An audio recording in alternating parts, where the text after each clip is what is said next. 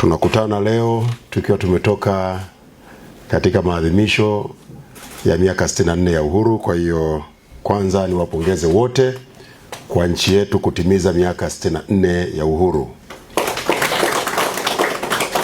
Hongereni sana. Lakini muhimu zaidi niwapongeze kwa jana nchi yetu kuvuka ikiwa shwari kwa amani kabisa na tumebaki salama. Huu ni ushindi wa Watanzania wote na ni jambo muhimu kwetu sisi na mustakabali wa nchi yetu. Yaliyotokea tarehe 29 kila mmoja aliona, na ni mambo ambayo yalitikisa kidogo sifa na haiba yetu kama nchi.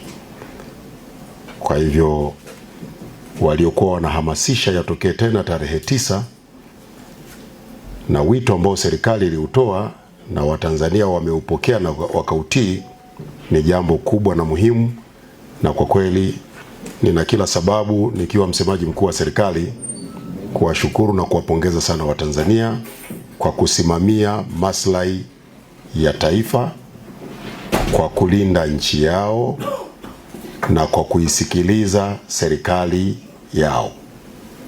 Nchi italindwa na Watanzania wenyewe, na tukishakuwa na utamaduni wa serikali inatoa maelekezo au miongozo alafu wananchi wanabeza, taifa linapotea.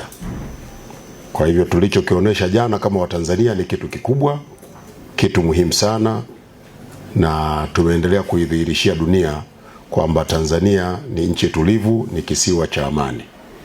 Lakini pia tunashukuru pia vyombo vyetu vyote vya ulinzi na usalama kwa kazi kubwa viliofanya.